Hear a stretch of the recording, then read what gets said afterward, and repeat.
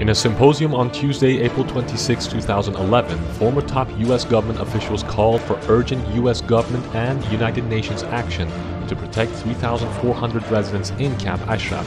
Among the speakers at the symposium were Andrew Card, White House Chief of Staff 2001 to 2006, Howard Dean, former DNC Chairman, Mayor Rudy Giuliani, Tom Ridge, Homeland Security Secretary 2003 to 2005, Philip Zelikow, Senior Counselor to the State Department 2005 to 2007, Michael Sheehan, State Department Coordinator for Counterterrorism 1998 to 2000, and Colonel Gary Morsch, Medical Doctor, U.S. Army Reserves and President of Heart to Heart International.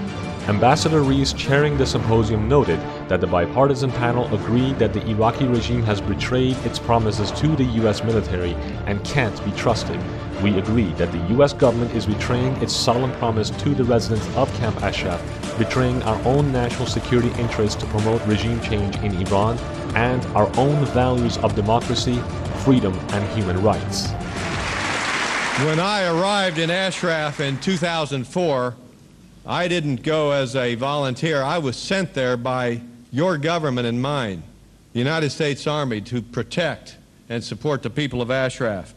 And when I arrived in Baghdad as a soldier, no one knew much about Ashraf. I had never heard of it. It was all news to me. They told me there's a dry spot out in the desert you're going to. And so I remember it was nighttime and we had our convoy of Humvees. Sadly, maybe some of the same Humvees that we saw in this video. We made our way to this dry desert spot, and within 20 or 30 miles, I noticed a bright glow in the night. And I asked the people that I was riding with, what are all those lights? They said, oh, that's Ashraf. It was a great shining city. It certainly was no dry spot in the desert, but rather it was an oasis, a beautiful city with boulevards and trees and stadiums and soccer fields and stages for performing arts and music and universities and schools and mosques and hospitals, 2 hospitals, a women's hospital, a men's hospital. It was a great city. And I told my soldiers that I served with, you are in the most beautiful place in Iraq. You're also in the safest place in Iraq because we are here doing our job protecting the people of Ashraf. Well, I left at the end of my time there.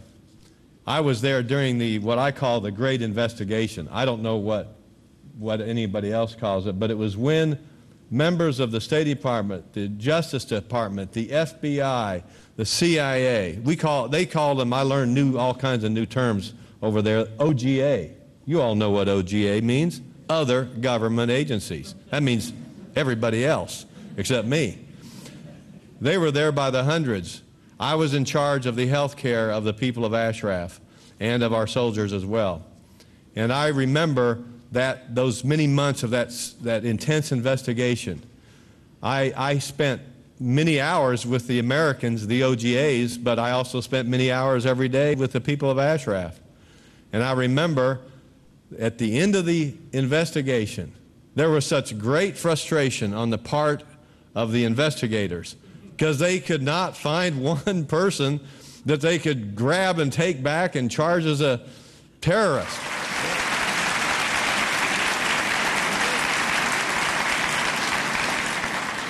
Well, I left at the end of my tour, and those of you who are watching in Ashraf, if you remember right, I made you some promises. I left Ashraf, and I remember, here I am a colonel, highest ranking person in that entire FOB, now they call it a forward operating base. And I'm supposed to be the tough leader, I'm the colonel, and I had tears in my eyes, actually streaming down my cheeks, because I was sad to leave these good people. But you know what, I thought, I won't worry because my soldiers are going to be here. My government will continue to protect them. It was signed in ink. General after general after general had recommitted to this. Our government had committed to this. Surely they'll be okay.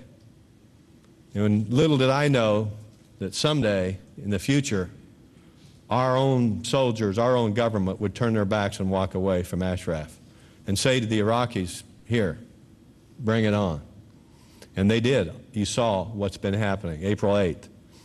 Though I am embarrassed and saddened, and yes, even ashamed that we have walked away, it's not too late.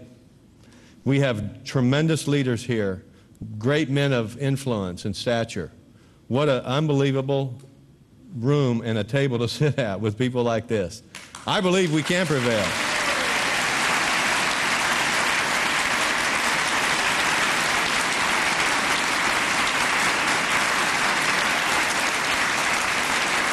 So it's not too late. Stop the siege of Ashraf. Maliki, stop the siege of Ashraf. Number two, allow medical teams to go in and care for the wounded and injured. And Governor Dean, you're a doctor. I invite you, let's go. Let's go take care of the people of Ashraf.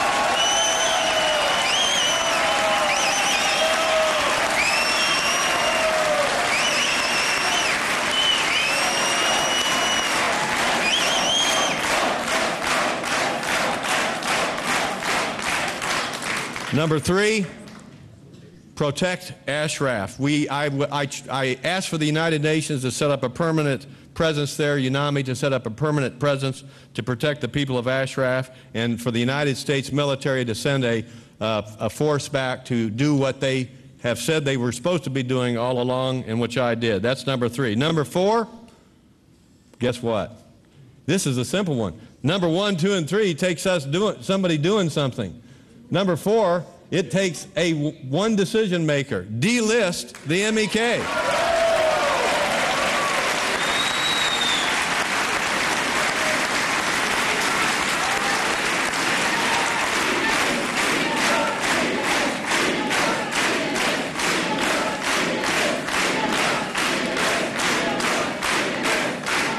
And then finally, I thought I was the one that had come up with this idea. For years, we've been trying to get the MEK off the terrorist list, the FTO list. I said to my friends here in Washington a few months ago, I said, look, we need to start looking beyond the delisting and talk about, we need to promote, we need to encourage and support and collaborate. You know, it's not just getting them out of their hole and being neutral. We need to say, you're part of us, we're with you. The people of Ashraf, the MEK, are just not, they're certainly not terrorists. Terrorists are all around them and across the border, of course. But the people of Ashraf, the people of the MEK, are our friends, they're our colleagues, they're our collaborators. They are people who love freedom and a democratic way of life. We need to support them. Finally,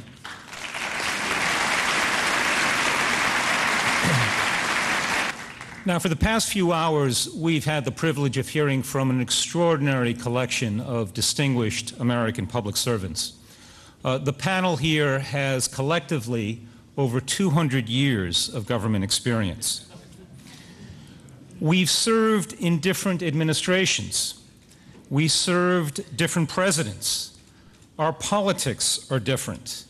We probably don't agree on all that much. But we do agree on a few things. We agree that the Iraqi regime has betrayed its promises to the U.S. military and can't be trusted.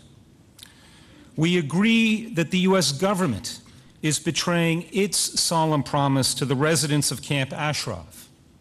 We agree that the U.S. is also betraying our own national security interests to promote regime change in Iran and our own values of democracy, freedom, and human rights. I want to thank you all for coming here today and ask that you join me in thanking all of our panelists.